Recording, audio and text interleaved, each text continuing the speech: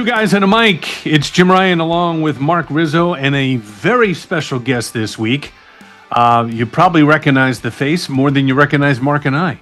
It's Jim Lampley in-house. Thank you, sir, Amazing. for joining us. My privilege. Nice to see you guys.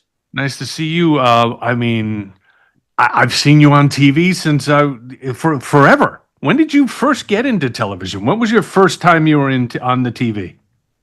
So I was chosen out of a talent hunt in 1974 to be one of the first two people ever to stand on the sideline of a college football game with a camera and a microphone.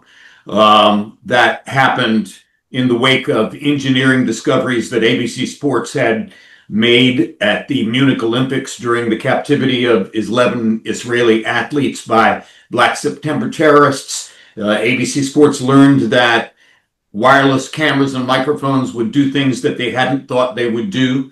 And the first outgrowth of that realization when they came back from Munich to New York was, hey, we could put a reporter on the sideline of a football game. And that created a 432 candidate national talent hunt conducted at 16 college campus locations across the country to find the first person, or as it turned out, the first two people to stand on the sideline with a camera and microphone. I was one. The actually more prominent choice was a Stanford graduate named Don Tollefson. But that was my network television debut, 1974, and I've been doing something related to television and sports almost every day since, for, a little bit more than 50 years now. How was it working you worked with Keith Jackson, right? That must have been something.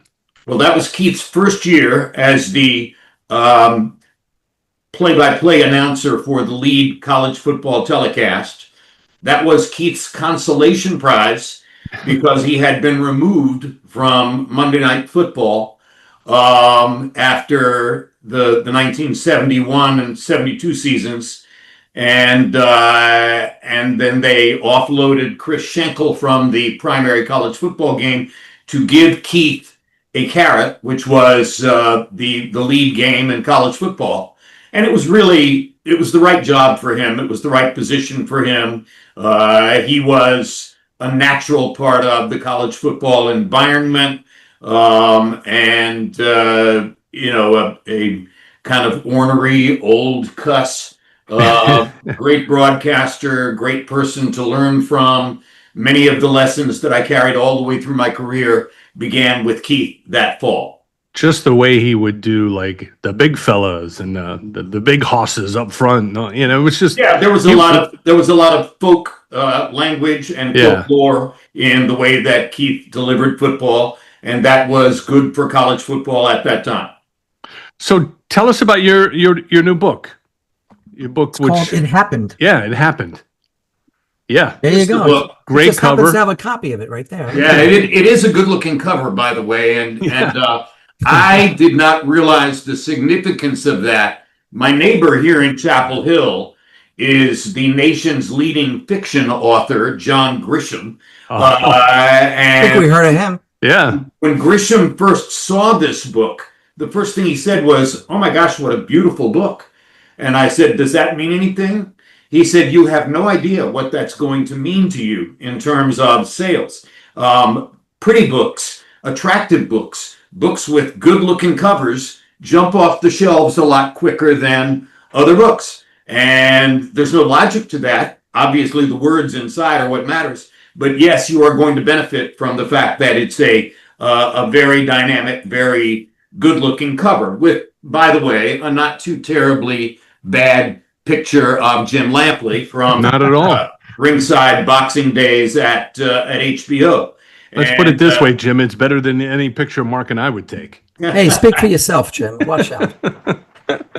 Well, it was taken by an HBO photographer, so you know that there you go. It was skilled work. But it's been on the market for, I don't know, about 5 months now, 4 or 5 months. And according to what I am told by the publisher, The book is doing well, selling beyond what they had originally anticipated, and I think it's a fair recitation and an interesting recitation of the career that ensued after the college football talent hunt in 1974.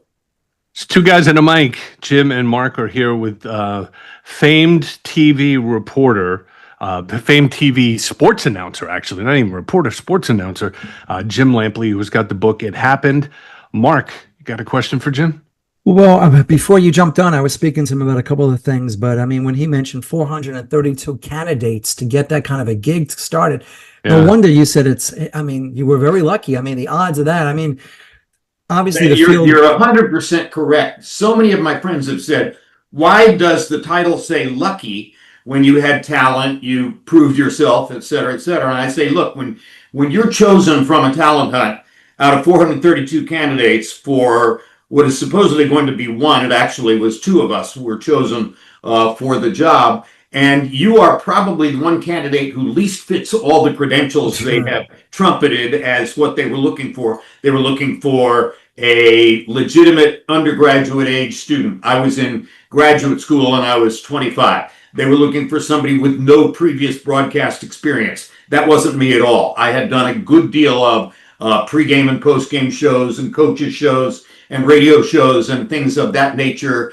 here at UNC.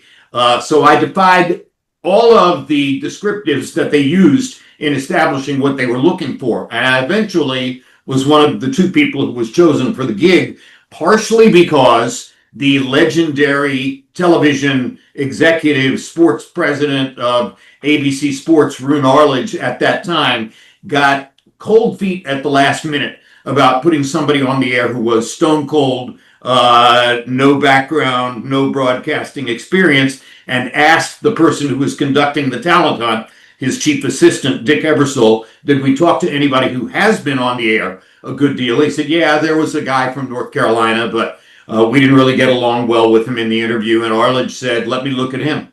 And I wound up being sent to do a videotape audition just a few weeks before the first game. And off of that audition, I was chosen as the second choice to go along with Don Tollefson of Stanford, who was the first choice. And then by the second year, it was just me. And Don had gone to a local television station in Philadelphia.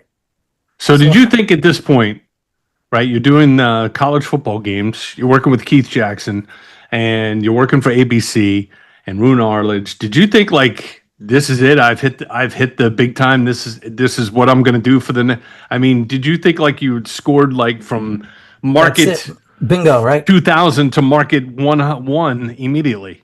Well, I thought I was very lucky, that's for sure. Yeah. I was having an amazing experience going to college football games, walking along on the sidelines in my yellow blazer with a big antenna going up behind my neck, having people yell my name from the stands. I was meeting Bear Bryant and Bud Wilkinson and all of the Darrell Royal, all the top college football coaches. I was dining with them.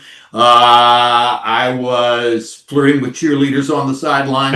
I was doing everything that you would imagine somebody doing in that position. And yeah, you know, it did occur to me, I guess it's possible that this might extend to an ongoing television career, and eventually it did, because I became ideal cannon fodder at ABC for the next several years to go out and do all of the crazy wide worlds, the wrist wrestling, the log jumping, the barrel rolling, the motorcycles on ice, the New York State Firemen's Competition, all those things that every other senior announcer on the staff had done once or twice. I wound up doing 3-4 times in my long apprenticeship on ABC's Wide World of Sports. And eventually I started going to Olympics, and I wound up going to 14 Olympics for 4 different networks. And I had a lot of amazing experiences that all began with winning the talent hunt in 1974. Well, I got to tell you that Wide World of Sports was something that I never missed on a weekly basis. That was such a great, phenomenal show because it brought a lot of those things that you ended up covering, which I never even knew people had competitions for barrel rolling. Yes, when you watched a Slovenian ski jumper named Binko Bogataj come down the ski jump and go off and unkempt angle to founder in the snow somewhere, and you heard McKay's voice saying, "Spanning globe to bring you the constant variety of sport, the thrill of victory, the agony of defeat, the human drama of athletic competition," and you memorized that as millions and millions of people did. And eventually you saw Jim Lampley doing the wrist wrestling or the log rolling or whatever. But yeah, it was a great apprenticeship. It took me all over the world to all sorts of strange events, and then I began to do more conventional stuff: track and field, swimming, Olympic sports, things of that boxing. nature. And I worked my way up as time went on. What would you say your favorite sport to cover? I mean, I know you were big with boxing. That was a big, huge part of your career. But what would be your favorite sport to have covered personally? Boxing. Because boxing gave me the heart of my identity. Boxing gave me the ultimate pedestal for my success. And boxing was the right sport for me. It's a storyteller's sport.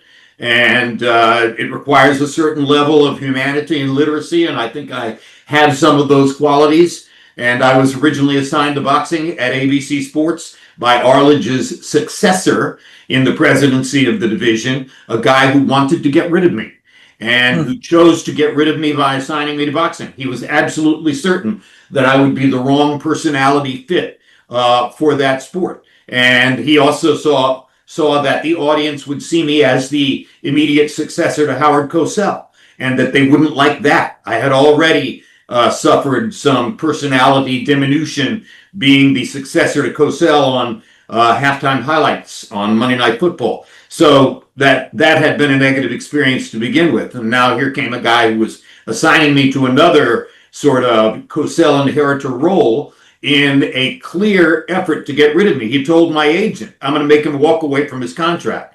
And I want him to walk away from that contract soon, and therefore I'm going to assign him to boxing." He did not realize that the network had signed a get-acquainted, look-see contract with a 19-year-old heavyweight from upstate New York whose name was Mike Tyson. He didn't realize the implication of the very first 5 or 6 fights that I did on ABC Sports being Mike Tyson fights. And how that would identify me with the guy who became the biggest entertainment phenomenon on the planet within those next couple of years. Yeah, because he was like the next biggest name after Muhammad Ali, right? I mean, you had George Foreman, you had a few others. He was certainly the inheritor to that kind of identity, yes. Yeah. Unbelievable. In fact, I think on previous podcasts, we talked about my experience with Mike Tyson, and we were at a Whitney Houston event that we were doing, and Mike Tyson had been invited. I think it's just before he had started his ascension, but you could just get the vibe, the energy, the strength that this guy was going to be something special. And obviously he turned into an unbelievable boxer, personality, everything. I mean, he 17 knockouts in the first 19 fights, most of them in the first round. He was an astonishing sensation. And, within the first 2 years, he hooked up with a well-known actress and got himself into all sorts of public trouble, a couple of problems there, and became not just the most famous boxer on the planet, but arguably the most famous entertainment commodity on the planet. I was still calling his fights. In fact, by trying to get rid of me, that executive, Dennis Swanson, wrote me a ticket to go to HBO, the most prestigious television network in the history of the business, because my connection to Tyson caused HBO to bring me in to replace a highly qualified, outstanding boxing announcer, Barry Tompkins, on their boxing telecast. So thank you, Dennis Swanson. Wow. So Dennis wanted you out.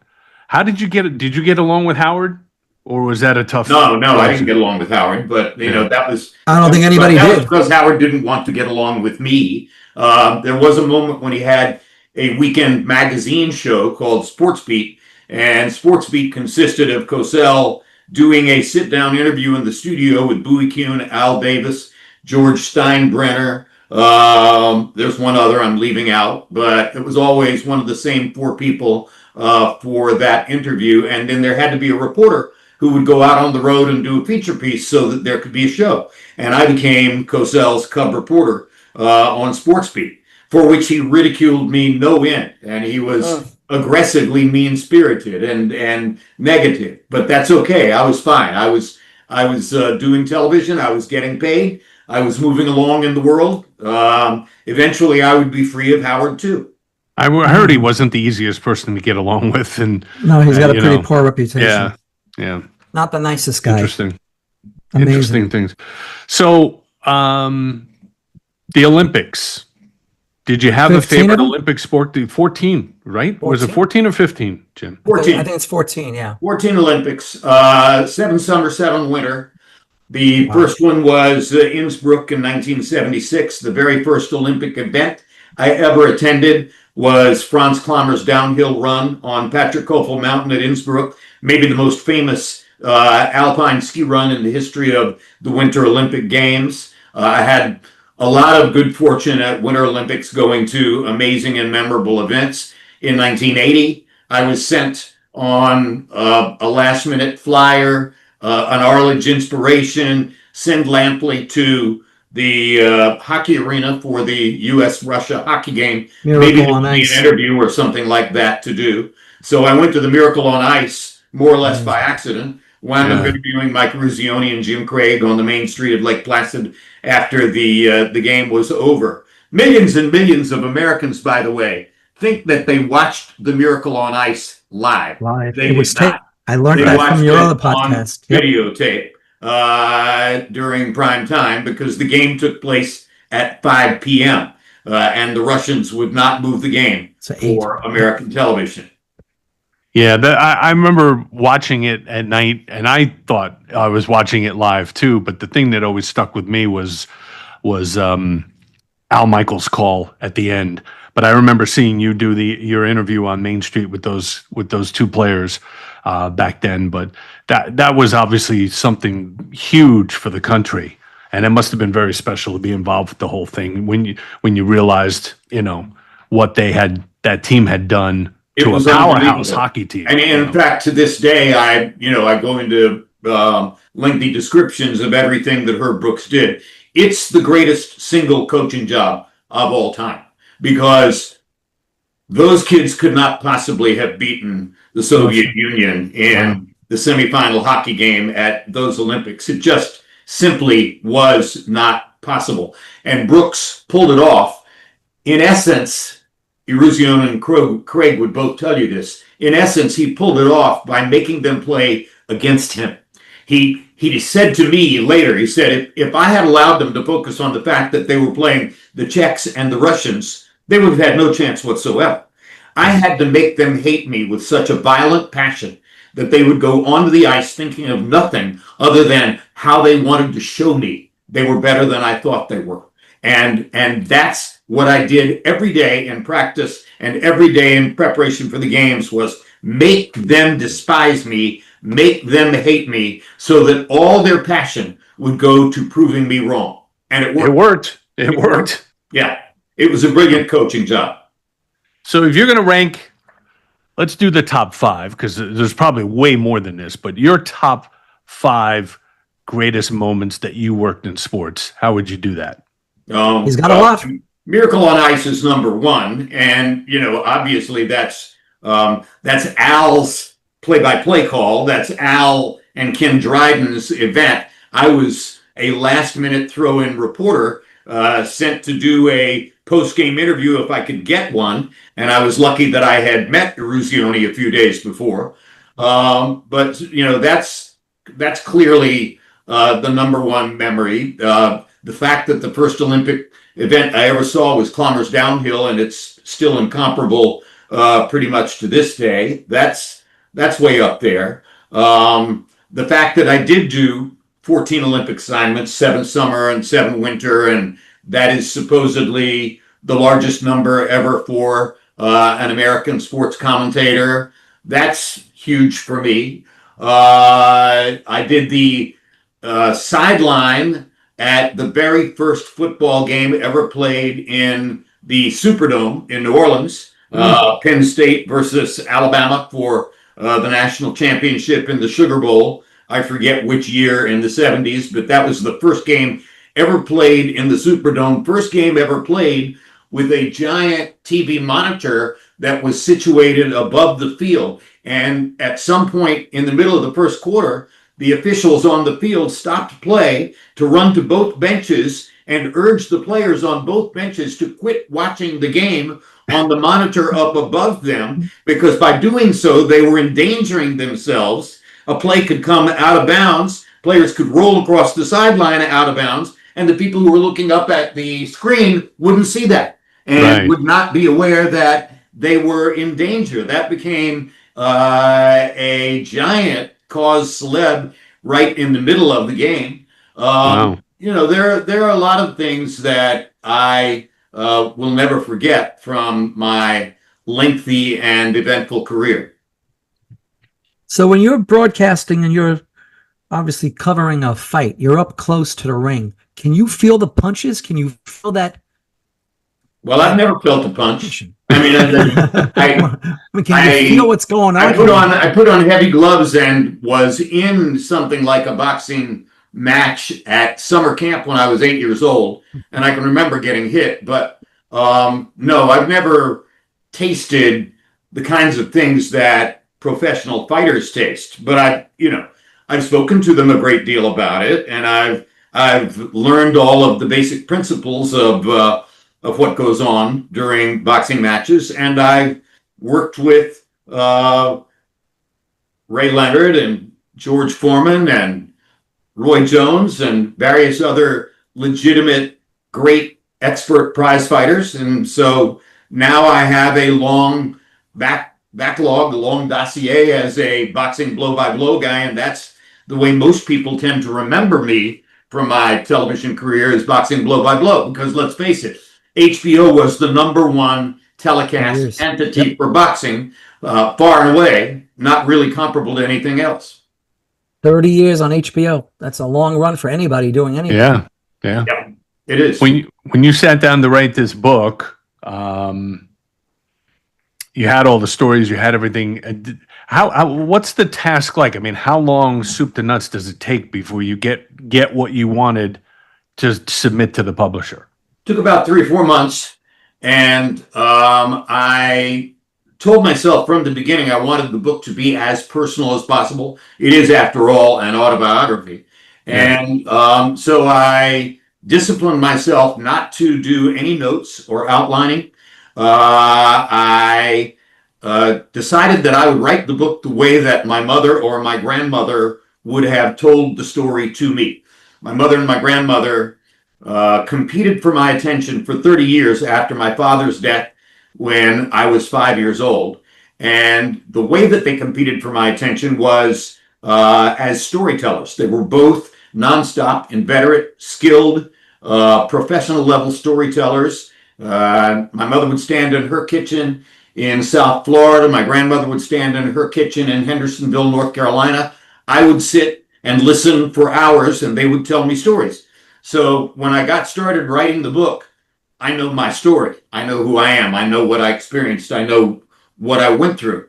And I would simply lie awake at night and think, okay, if my mom or my grandmother were telling me the next part, based on how far I got today, if we were going into the next part, where would they start? What would they begin to move into? What would they tell me?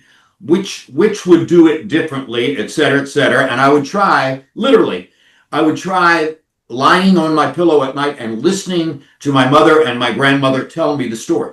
And then I would sit down the next day and write. So this book, It Happened, is my version of how I think my mother and my grandmother would have told the story of Jim Lampley, beginning with the talent hunt for college-age reporter job in 1974, and then going on through the entire next 40, 50 years. That's amazing. That's amazing. It is amazing. It's amazing that they still speak to me in the way that they do. What did they, when you first said to your mother and your grandmother, hey, I'm going to be on national television. I won this contest. You're going to see me do it. That must have been very exciting for them and everybody in your family. Well, First time you're on TV. yeah, it was unreal. And because it was a first, that there had not previously been some college age guy with a big antenna behind his head walking around on the sidelines. That was all brand new. That was engineering discovery from the coverage of the Munich massacre in Munich at the '72 Olympics, which had created all of that. And my grandmother was pretty matter of fact. Well, of course they chose you. You know more about sports than anybody. My mother was a little bit more awestruck because she understood the numbers and the fact that I was one of 2 out of 432 people who had been interviewed, and I was able to explain to her, not necessarily to my grandmother, but to my mother, I was able to explain that they said they were going to hire somebody who had no broadcasting experience, didn't work in sports broadcasting in any way prior to now, et cetera, et cetera, et cetera. And at the end of the day, they chose me. And she said, well, that's nonsense, but okay. I mean, we're very happy with that. That's great to know. And I think they are smart. They are choosing the person who has the best chance of actually succeeding in the role. And I did it for 3 years. I was supposed to be gone after the first year. That was the original idea, was that there would be another talent hunt every year and a new person every year. That went by the wayside somewhere midway through the first season.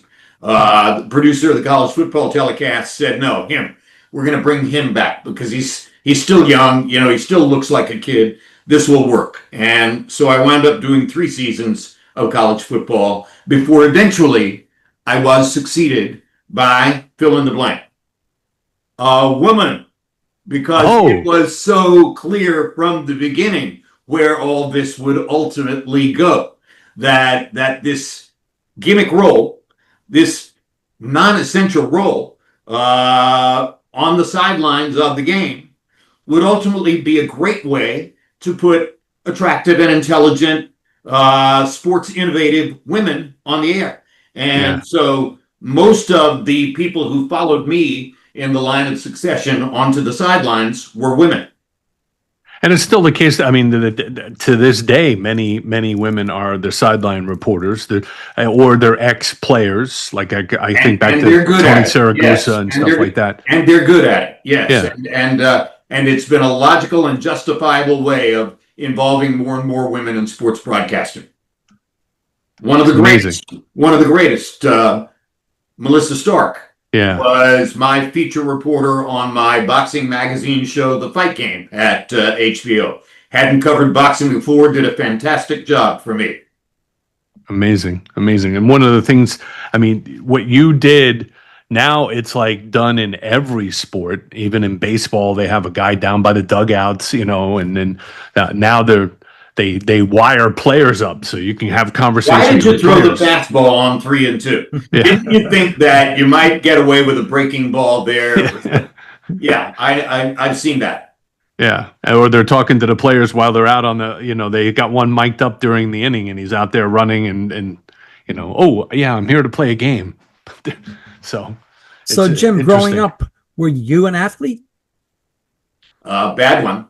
I was a wannabe athlete. I was a hopeless, aspiring athlete. I was very certain when I was 7 or 8 years old that I was going to be a professional football or baseball or basketball player. And then I went through the series of inevitable humiliations that take place in puberty and early teenage years on the way to learning that none of those things were going to happen. And I think somewhere along the way, my mother might have suggested, well, maybe you can be a broadcaster or a sports writer or something like that. And I did gravitate ultimately toward that direction.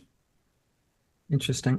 I think I also read that the first fight you ever went to was Cassius Clay and Sonny Liston.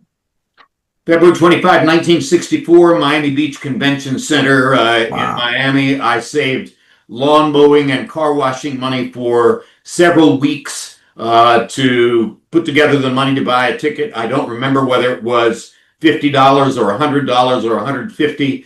I know that I didn't save it, which makes me an idiot because I would have had my first million if I had held on to that ticket. But yes, I was a major Cassius Clay devotee. He was my number one hero in life, as much for the anti-racism as for anything else, because my mother was ardently teaching me anti-racism as I was growing up. And so I made him my centerpiece hero as the result of his outspoken anti-racism views. And yes, I was at that fight the night of February 25, 1964, first time I was ever in an arena for a live prize fight. Wow. That's a memory. Yeah, it is. And I was going to say, Jim, don't feel bad about being a so-so athlete and not, then changing to being a sports guy. Mark always wanted to be a pop star, and look at him now. Now I have to work. Now he works records for other people to play. It's a good display of records in the background, though. Yeah, well, I mean, we've done this a while, so there's quite a few records. And behind you, are those all your media passes? Those are a lot of my media passes. That's pretty cool. Anything but all. That's a relatively small sampling, although obviously there are, a couple hundred of them there probably. But there are passes there from everything from Olympics to Wide Worlds to football games to, NFL games, various other things, all the things because I kept most of the credentials, not all. That would have been difficult, but I kept most of the credentials throughout all of the years. And ultimately, my wife helped me put them together in this montage. And there are three or four other framed displays like this elsewhere in the household. I had a little taste of Jim's end of the business probably about 15, 20 years ago now. There was, I was working in radio, but I was also trying to make some extra money. So there was this satellite uplink outfit out of upstate New York called Flight 9. And they used to get sent out to like Giant Stadium for Jet games or Giant games with the equipment. So ESPN only had to send like a producer and a reporter, which happened to be Ron Jaworski, the one game I worked. And we went and did all the technical part of it. And it was pretty interesting to hang out and then go up to the booth and see how that whole setup that you guys would do, from being the sideline person to the anchor up in the, for the game up in the press box. And it was Keith Jackson taught me how to do football play-by-play. And Keith Jackson said, Jim, what you have to understand is that football play-by-play is an exercise in personnel management. You get the right spotter who puts together a big, elaborate, colorful spotting chart for you. You get the right statistician who develops a lockstep system for pointing to names and numbers and giving you all of the right statistical information as the game goes on. You rely on those two people implicitly. You expect them always to be right. And if you have chosen well, you are in position now to do play-by-play. No play-by-play man is worth his spurs without a great spotter and a great statistician. Now, they talk to you in your ear, or are they giving you stuff while you're there? Well, the spotter is motioning with his hands or with a pointer at a large chart in front of him that has all the names and numbers and, facts about the players and things like that. So that's what the spotter is doing. The instant the ball is snapped, he follows the ball, and I watch his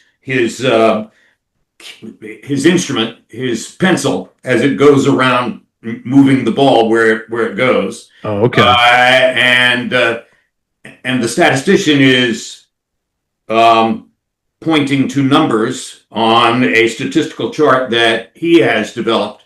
And they're the two primary information sources as the game goes on. So again, Keith Jackson taught me this is personnel management. You get the right spotter and the right statistician, you won't fail as a play-by-play person.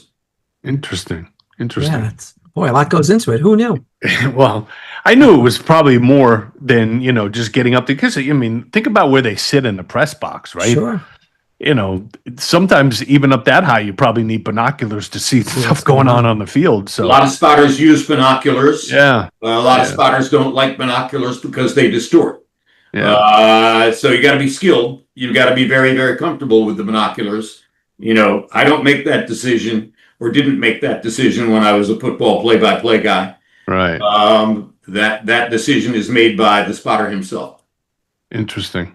What an amazing career. I mentioned this before we started taping, that you and I had a chance meeting many years ago. I was working at a bar on Main Street in West Hampton called Magic's Pub. Does that ring a bell to you? The place? Yeah, vaguely. Yeah, Okay. I certainly know Main Street in West Hampton because I owned a house there. I was working the front door, and I was talking to somebody, but it was my job to ask for IDs if people were coming in that looked like that they needed to be carded. And I guess you came in, and I was distracted, and I walked by, and I only saw you from behind. So you're not, you're pretty short in stature, okay? And no disrespect whatsoever, but I said, "Excuse me, sir, can I have an ID?" Well, I don't know. You must have been, you had, you weren't having a great night, I guess, or whatever. And you kind of mouthed off, and I don't want to say mouthed off. You got upset. But when you turned around, I realized exactly who you were. But you went into the bar anyway, and you just ignored me and went in to where I went in to the bartender. I probably knew the owner and the bartender. Okay. Yeah. That was probably why I was being obstreperous, was because I thought I should have been recognized, but and I didn't see. So when I go in behind you, I said, "Well, listen, so I went to the bartender and I said, I kind of gave him the motion not to serve you, and he said, "What?" And I said, "Well, and then I guess I went back to my position, but less than like a minute later, you came over to say, 'Sorry, I didn't mean to, blah blah blah.'" And I said, "Listen, I never would have I think I said, Mr. Lampley, I never would have asked you for ID if I saw your face. I saw you from behind, so I thought maybe you were, an underage kid trying to get into the bar." But it was all good. It ended up being fine, but it was. Well, I've got a better one than that. I became the studio host of college football in 1977 or so, and on ABC.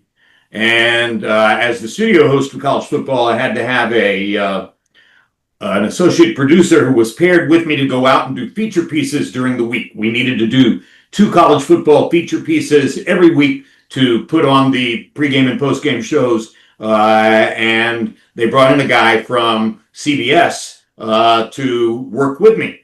And we started going out traveling together, and typically we're going to 2 campuses every week. So every week there are at least 3 plane trips, one campus, another campus, back to New York, and I'm getting to know him gradually, day by day, piece by piece.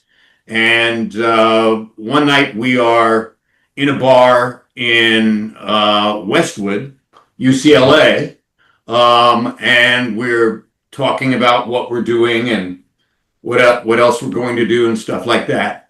And I forget the name of the bar in Westwood, but we were across the street from that bar.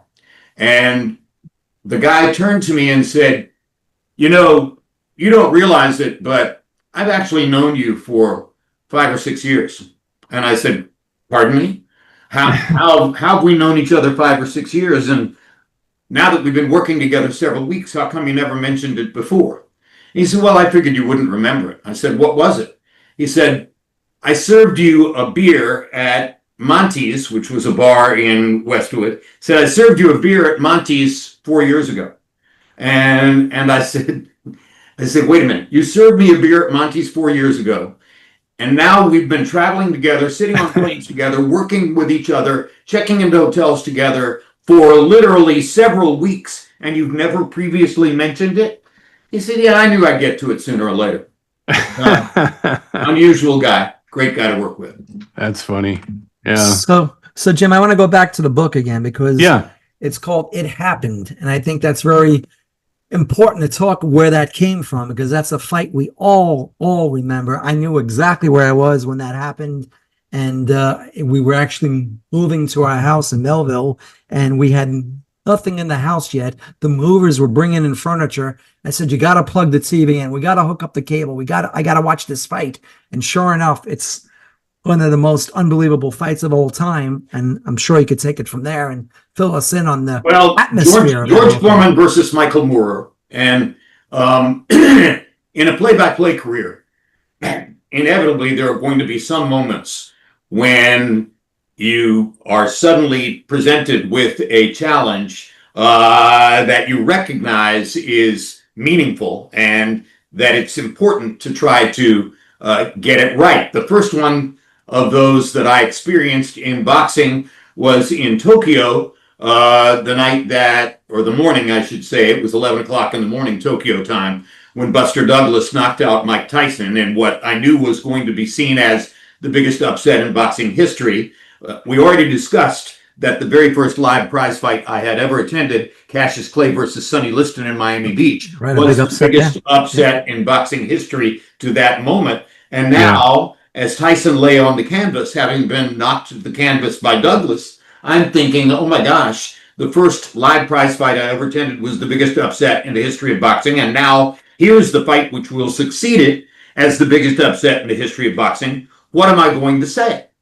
And I had a friend who I was playing golf with at that time, famous actor. I had asked him a few weeks before, Jack, what is it you try to think of? What do you keep in your saddlebags when you're going to the set to do the most important line in the movie? How do you remind yourself of what you want to say when you're about to say you can't handle the truth? And Jack Nicholson looked at me and said, Lamp, the same thing I've been saying to myself ever since I first went to acting class, don't overact. So as Tyson's on the canvas in Tokyo, I'm thinking, don't overact. And that call became, Mike Tyson has been knocked out in, I hope, just about that voice. I was trying to make it as matter of fact as possible. So then the second time that happens is when Foreman delivers the straight right hand that knocks Moorer to the canvas. And now it's abundantly clear that George Foreman at age 45 is going to pull off this impossible dream and become the heavyweight champion again. And I need to come up with something meaningful to call that. And George was our expert commentator on HBO Boxing at the time. I had pulled him aside at crew meetings, at crew meals, at fighter meetings, at various moments when I could get to him in the weeks before the fight, and had asked him, George, how are you going to beat Michael Moorer? He's a southpaw. He's a mover. He was impossible for Holyfield to find, and Holyfield has much better feet than you. What's the method by which you're going to defeat Michael Moorer? And every time I did it, maybe 3, maybe 4 times, no more than that, George would fix me with his implacable gaze and say, Jim, you watch. There will come a moment late in the fight. He will come and stand in front of me and let me knock him out. Always the same words. He will come and stand in front of me and let me knock him out. Now, go back and look. Okay, it's on YouTube, round 10 of Foreman Moorer. And tell me there's a better description of what happened than that Moorer came and stood in front of him and let George knock him out. That's exactly the way it looks. And so as I'm watching the count go toward 10 and thinking, what am I going to say? I remember all that in my mind. And what comes out of my mouth spontaneously is, it happened. It happened.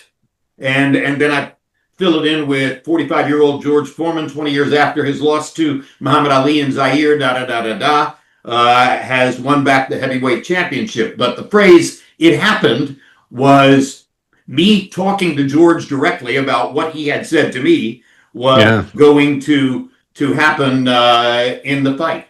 And it became my most memorable play-by-play or blow-by-blow call. To this day, I can walk down a street in New York or Los Angeles and somebody, or a hallway at the MGM Grand in Las Vegas, and somebody will yell, "It happened!"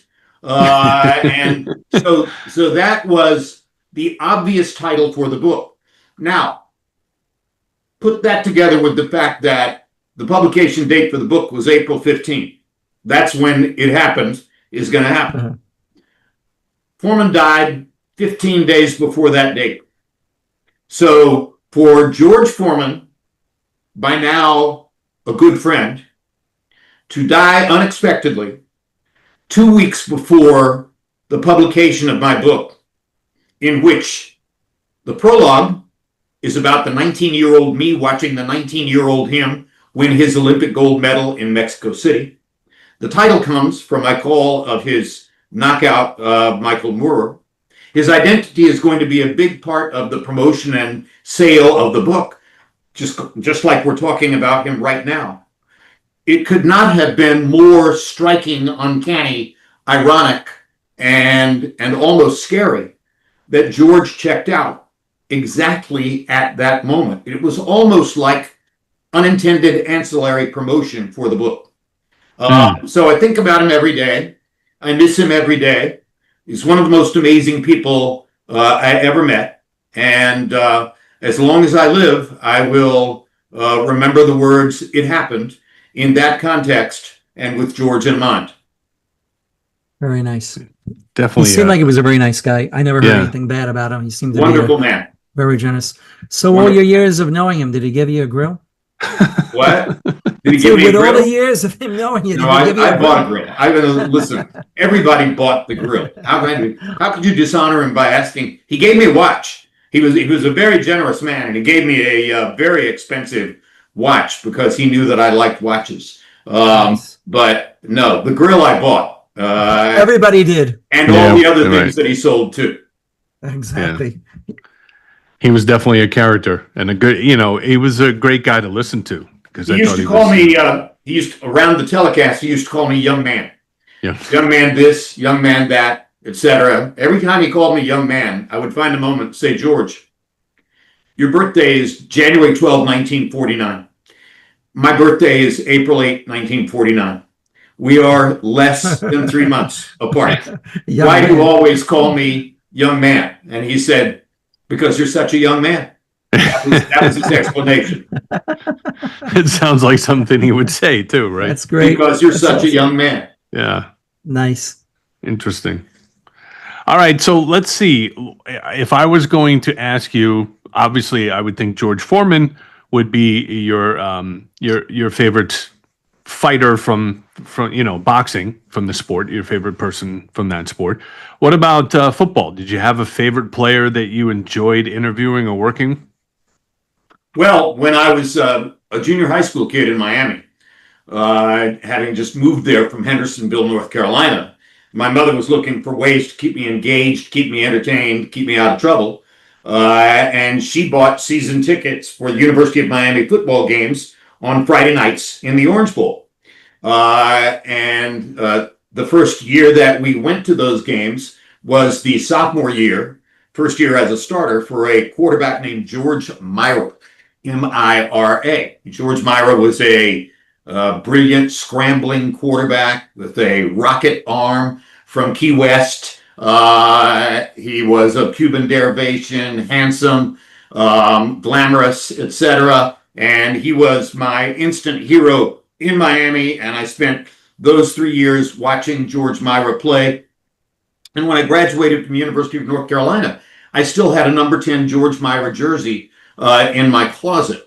A couple of weeks before the first ABC Sports college football game with a person on the sideline, before the first sideline reporter game, I got a call from Roone Arledge's assistant, Dick Ebersol, saying, "We've run into a logjam on the college football thing. We're not sure that we're really satisfied with the people we've chosen. Somebody suggested we should take another look at you.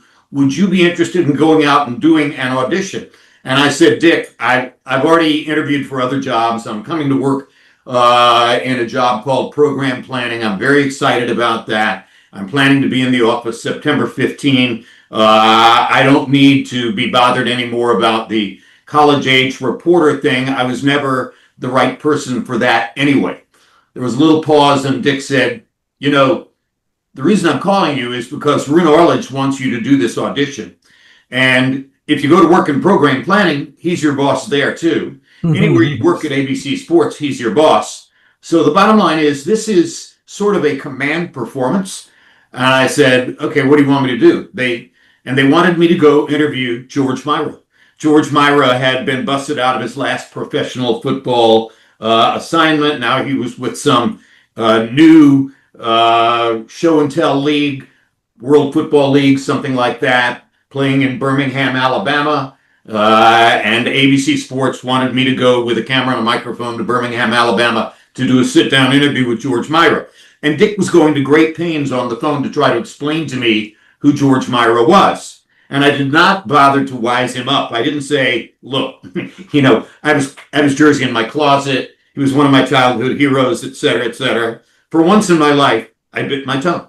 And I went and did the interview, and I sent it off to New York, and I chuckled to myself, thinking, oh my gosh, they're going to think I did all of this amazing background and homework on George Mira, which I had not, because I didn't have to.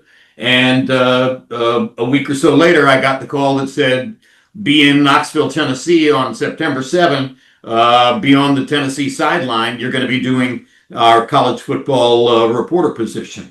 Interesting. So it worked out. George Mira is very, very deeply entrenched in my beloved athlete memory.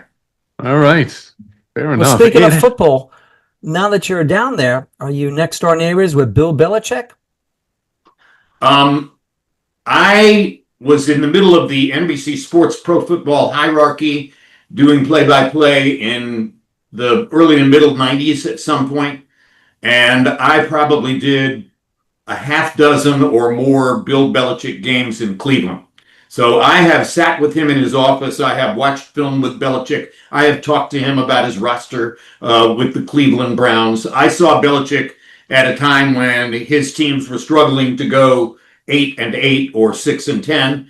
I saw no evidence that he would go win 6 Super Bowls in New England. Now he knows that I'm here because he was invited to the book launch party.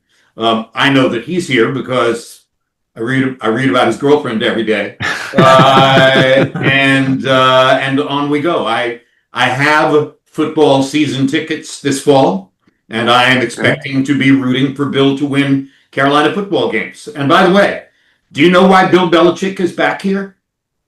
Because he went to school there? No.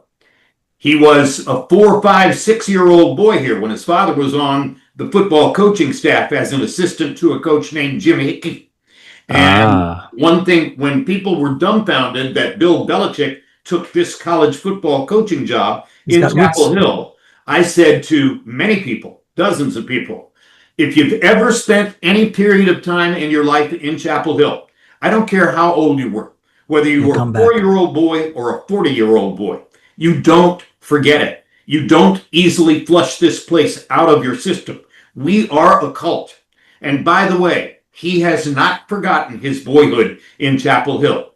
He won the news conference the day that he was announced here. He won the news conference when he said, my parents told me that the very first words I ever learned to say out loud were, beat Duke.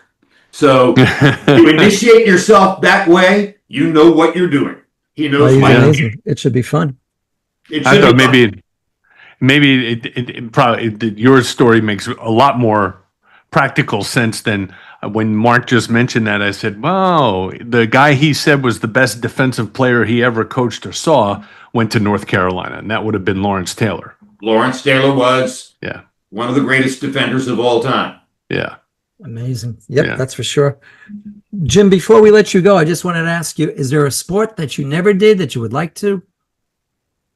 a sport that I never covered that I would like to. Yeah. Well, I covered every sport. I covered That's what I figured. swimming, track and field. All of the esoteric sports. I covered alpine skiing. I covered a lot of different things. All those crazy things on Wide World. I would have thought, being from Hendersonville, North Carolina, the very first live television sports event I ever remembered watching, start to finish, was the 1957 National Championship basketball game between Carolina and Kansas in Kansas City, won by North Carolina in triple overtime to cap off a 32-0 unbeaten season.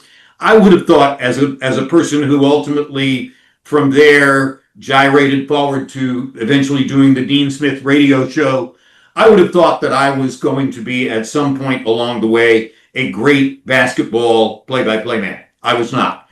I was apparently a very average basketball play-by-play man. I did a couple of games on NBC college, one NBA game, and that was that. And I was never asked to do basketball again. So I must not have been all that good, despite my North Carolina birthright. Awesome. But I also wanted to congratulate you on the Hall of Fame. What's the International Boxing Hall of Fame? Well, I've been a member of the International Boxing Hall of Fame since 2015. Because I was there this year, and there were several other big public figures there this year, including Manny Pacquiao. Some people saw photos of me, saw a film of me or whatever, and think that I was inducted into the Boxing Hall of Fame this year. Oh, that's what I wasn't. thought, yeah. I was inducted into the Boxing Hall of Fame 10 years ago. But yes, it's a tremendous thrill. It's a big part of my life, and I try to go back just about every year to be a part of the induction ceremony. Well, still, congratulations are in order. Yeah. Thank you. I appreciate it. There you go. That's awesome. Do you see yourself doing any more books? Do you enjoy that? Do you enjoy I love writing the book. It wasn't as hard as I thought it would be. I don't know. The book is supposedly, I don't know numbers, but supposedly the book is selling at a faster rate than the publisher had anticipated. And obviously, I'm doing a lot of publicity work to amp the book up and give it identity, and the publisher has seen that. So there's been some peremptory discussion about, well, could you do a second book? Could you do a follow-up book with, some of the same material, some of the same people, some of the same background, et cetera, et cetera? Could you do another book about your career? I think I could. I think that's not completely out of the question. Obviously, the next subject would be what's in it for me, and we'll find that out as we go along. But it was fun to write the book, and it has been great fun to promote and sell the book with people like you. Well, we appreciate you coming on and spending some time with us. It's been wonderful, and congratulations on everything, including the book, but just an incredible career. Amazing that career. started in an audition with all these other people, and 432, Jim. 432. 32. Amazing. That's amazing. That's correct. That's right. Wow. All right. I got another call. Thank you very much, guys. It's been great fun talking to you. You too, Jim. Take care. Bye. Bye-bye. Mark, Yep. it's been another great episode of Two Guys and a Mic. Appreciate you hooking that one up. He was something special. Yeah, I mean, boy, oh boy. I mean, a lot of the stuff he said I had heard on other podcasts and I had to research, but he covers it all, boy. I mean, to What an work with the amazing career. legends that he did, Keith Jackson, Howard Cosell, even though he didn't get along with Howard, but Jim McKay and all that, and George Foreman, and it's just, just one of the most recognizable guys ever in sports, and that's what made that whole bar thing that happened with him and I so interesting after the fact. And so, because like I had said to him, if I had seen his face as he was walking in, I never would have said a word, except maybe, "Hi, Mr. Lampley, how are you?" I think I was in the cage that night. I was the That was featured the dancer. Wasn't that? you were talking about Marrakesh a couple doors down. Oh, that okay. wasn't I that know wasn't Magic's Pub. I did want to ask him, if you're working for HBO for 30 years, do you get a discount on the service? But he's a The pretty serious subscription. guy. Yeah, He's pretty serious. I don't know if you want to go there with him. But what a probably not. career. I mean, he's met everybody. He's been at every Yeah, major sporting event. I yeah. mean, I know Cosell was famous for Down Goes Frazier. That was his famous thing. But But apparently it him and happened. Cosell. Is you remember that just Yeah. as much as you remember? Do you believe in miracles? Yeah, Al well, Michaels yeah, doing the hockey, and exactly. And he was uh, there for that. yeah, Wow. so Well, amazing. well, listen, So this is going to take our podcast to a whole nother level. Now we've got sports commentators, we've got rock stars, we've got record promotion people, we've got radio stuntman, people, stuntmen, we had air traffic controllers, yeah. we've got my vet who's going to be on in a couple of weeks talk about heartworm medicine. Oh, great. We're going to cover it all. But I did want to give a couple updates on some of the people that I've been trying to reach. As you know, Yeah. it's been an ongoing thing with Tom Cruise, but I think we are getting closer, and I'll be happy to Okay.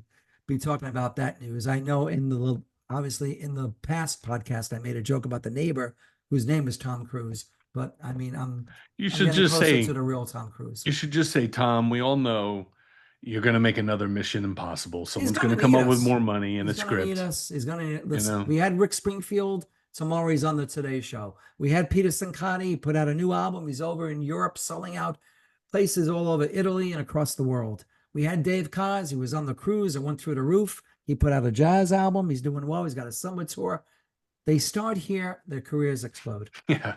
They really do. Please like and subscribe, because we could use some more subscribers to keep bringing in some We of have a these lot of big name views, but not enough people. subscribers. A lot of Yes, it views. costs you nothing to subscribe.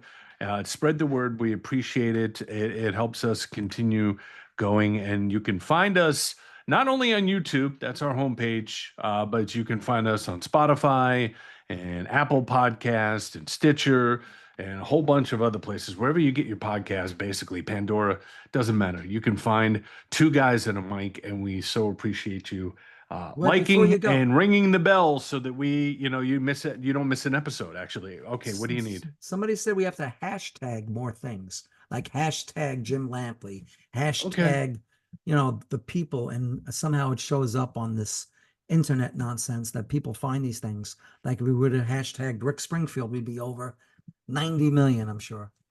So we'll go back we'll in get and better. yeah, we'll get better at it. I'm going to We'll definitely hashtag get free better. car. How about that? Free car. No, don't do that yet. Doesn't- Two guys and a mic. Thank you so much. We'll see you next time.